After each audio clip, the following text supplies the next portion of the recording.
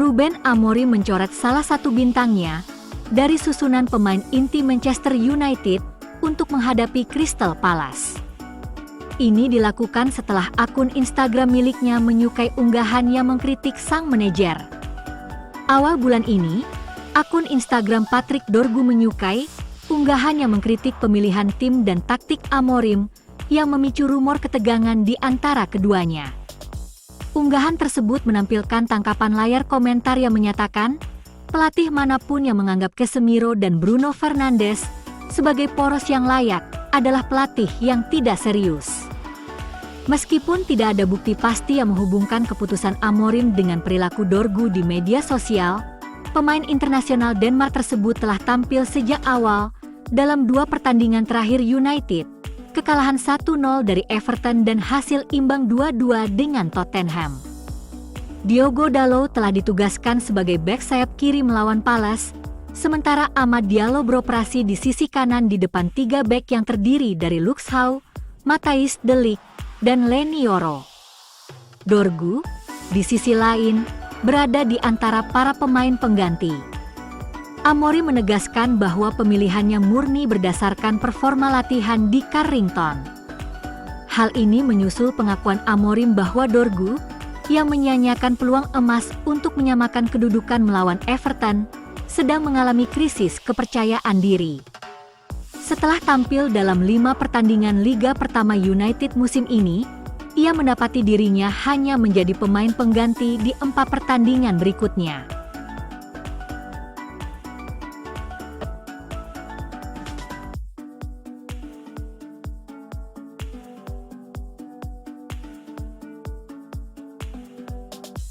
Manchester United menunjukkan karakter yang hebat saat mereka bangkit dari ketertinggalan untuk mengalahkan Crystal Palace 2-1 di Liga Premier pada Minggu sore. Palace tampil jauh lebih baik di babak pertama dan memang pantas memimpin ketika Jean-Philippe Mateta mencetak gol dari titik penalti pada percobaan kedua. United tampak akan kembali mengalami hasil mengecewakan sebelum mereka bangkit di babak kedua untuk meraih 3 poin berharga di ibu kota. Bruno Fernandes adalah arsitek kebangkitan dan menyumbang 2 assist. Sementara, gol cepat dari Joshua Zirkzee dan Mason Mount membalikkan keadaan di Selhurst Park.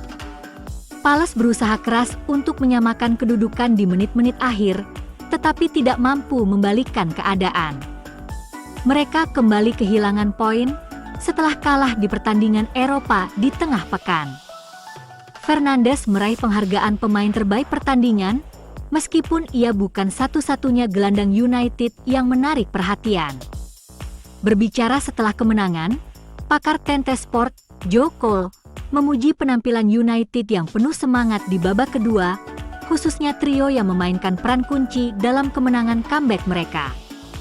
Menurutnya, Fernandes, Casemiro, dan Mason Mount bermain luar biasa di beberapa kesempatan.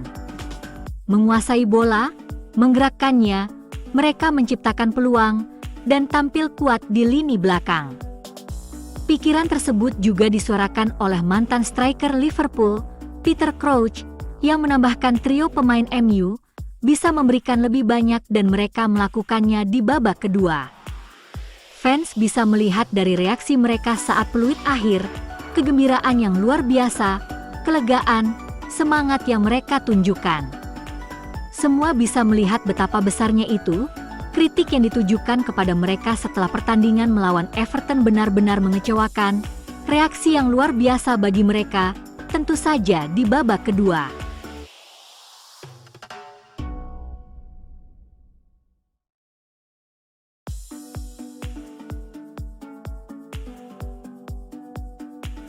Pelatih kepala Manchester United, Ruben Amorim, melakukan penyesuaian dalam manajemen permainannya.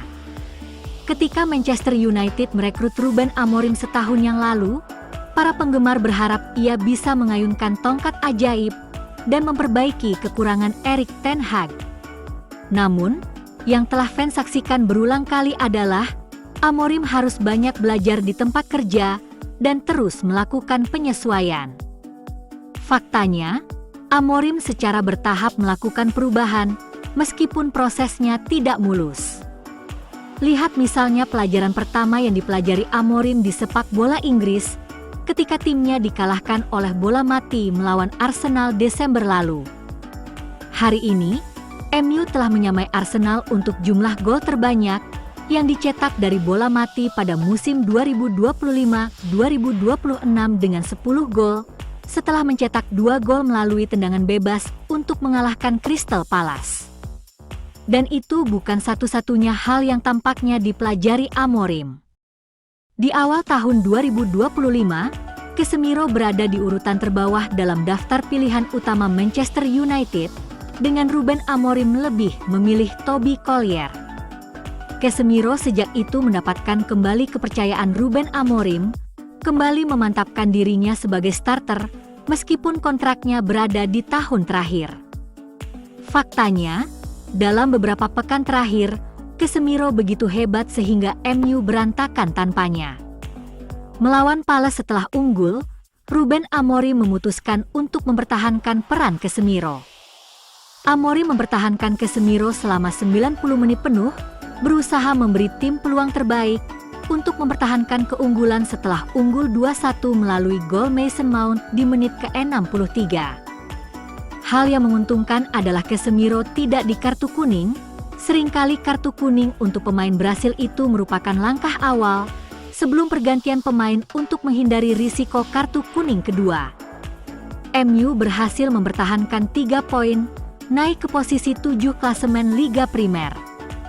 Amorim menunjukkan bahwa ia telah belajar dari kesalahan-kesalahan baru-baru ini, menunjukkan bahwa sekali lagi, ia sedang menyesuaikan diri dengan kemunduran yang dialaminya. Casemiro menunjukkan bahwa ia layak mendapatkan kontrak baru, dan tindakan Ruben Amorim menunjukkan bahwa sang gelandang masih menjadi pemain paling andal baginya.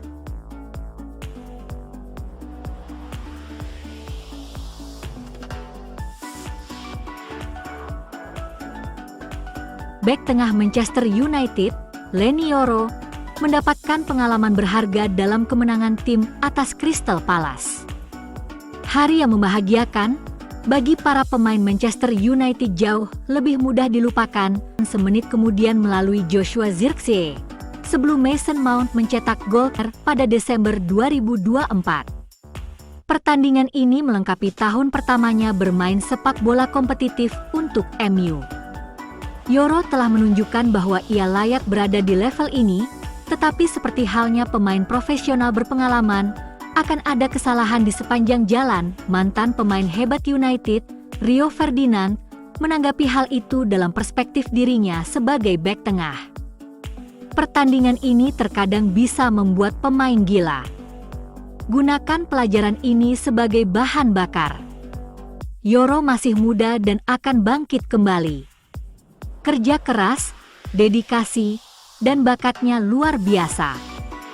Komentar Ferdinand mencerminkan kepercayaannya kepada bek Manchester United tersebut, mengingat ia telah lama menjadi pendukung pemain Prancis tersebut. Yoro dikritik pada awal tahun 2025 setelah pertandingan sulit melawan Southampton.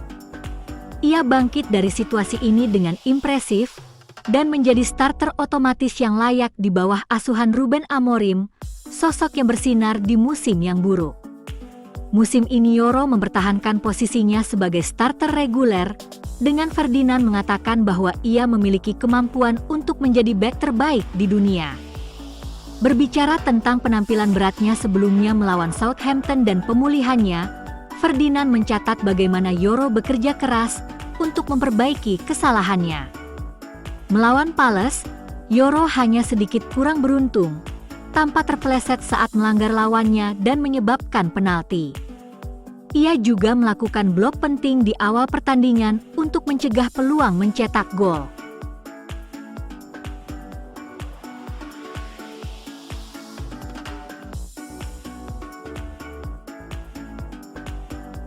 Manchester United kembali ke jalur kemenangan pada hari Minggu, dengan kemenangan 2-1 atas Crystal Palace.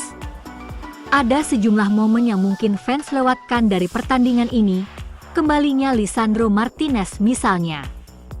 Masuk ke lapangan sebelum pertandingan, para pemain pengganti tiba sekitar 10 menit setelah starting 11.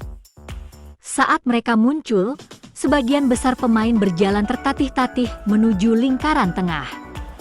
Namun satu orang yang benar-benar siap beraksi adalah Lisandro Martinez. Ia memimpin jalan ke lapangan dan melihat ke arah rekan-rekan pemain penggantinya, seolah meminta mereka untuk mempercepat tempo. Ini menunjukkan mentalitas dan standar yang ia tetapkan. United membutuhkan pemimpin di ruang ganti dan kembalinya Martinez ke kondisi prima merupakan dorongan besar. Tepat sebelum peluang emas pertama di pertandingan, Casemiro memanfaatkan kesempatan untuk bereuni dengan Dean Henderson. Ia berjabat tangan dengan mantan kiper United tersebut. Beberapa saat kemudian, pemain Brasil itu memberi Henderson hadiah karena entah bagaimana ia gagal mengonversi tendangan jarak dekat. Rasa sakit yang istimewa bagi United karena mereka kebobolan gol pembuka.